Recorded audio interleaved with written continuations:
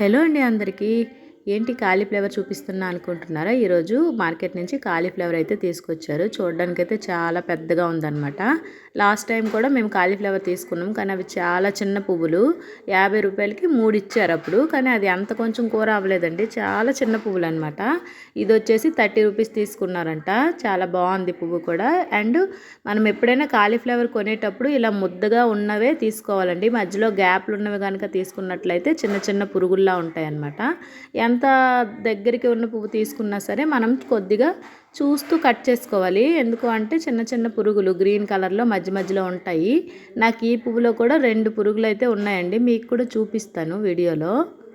చూసారా, నాకు మరీ భయం అనమాట పురుగులు అంటే. అందుకని మరి కొద్దిగా కేర్ఫుల్గా దగ్గరికి పెట్టి మరీ చూసి మరీ కట్ చేస్తున్నాను. మా చిన్నప్పుడైతే మా అమ్మ ఈ కాలీఫ్లవర్ వండితే నేను అసలు తినేదాన్ని కూడా కాదు. ఎందుకు అంటే ఈ పురుగులు ఉంటాయి అని చెప్పేసి అస్సలు తినడానికి ఇష్టపెట్టుకునేదానిగా, చూడటానికి కూడా అస్సలు నచ్చేది కాదు. ఇంక ఇప్పుడైతే అలవాటు అయిపోయింది. ఇంకా అన్నీ మనమే చేసుకోవాలి కదా. అప్పుడు అమ్మ అన్నీ చేసి పెట్టేసేది కాబట్టి మనకి నచ్చితే తినేవారం, లేకపోతే లేదు. ఇప్పుడు ఇంత కష్టపడి ఇది ఒలిచి ఇంకా దీన్ని ఉడకబెట్టి కర్రీ చేయడమో, లేదంటే ఏదో పకోడీలాగా ఏదో రెసిపీలా చేయడమో చేస్తాం కదా.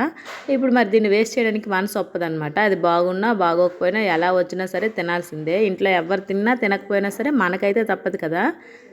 ఇంకా దీన్ని అంతా కూడా ఇలా చిన్న చిన్న పీసెస్లా కట్ చేసేసుకుంటున్నాను. మరి మీ ఏరియాలో కాలీఫ్లవర్ రేట్స్ ఎలా ఉన్నాయో కామెంట్ చేయండి. కొన్ని దగ్గరలో ఒక్కొక్క దగ్గర ఒక్కోలా ఉంటుందన్నమాట ఈ కాలీఫ్లవర్ రేటు. ఇంకా కార్తీక మాసంలో అయితే ఎక్కువగా కాలీఫ్లవర్స్ దొరుకుతూ ఉంటాయి. సీజన్ స్టార్టింగ్లోనే ఈ ఫ్లవర్స్ అయితే బాగుంటాయండి. ఎండింగ్ వచ్చేసరికి రేట్ అయితే తగ్గుతుంది, కానీ వీటిలో ఎక్కువగా పురుగులు అసలు బాగోవు అనమాట. ఫస్ట్లో తీసుకుంటేనే బెస్ట్. మా ఇంట్లో అయితే అందరికీ కాలీఫ్లవర్ చాలా ఇష్టం అనమాట. ఇంకా కట్ చేయడం అయితే అయిపోయింది. నేనైతే ఇలా చిన్న చిన్నవిలా కట్ చేసుకున్నాను. కొంతమంది చాక్ అసలు యూజ్ చేయరండి, చేత్తోనే కట్ చేసిస్తారు. మా అమ్మ కూడా అంతే.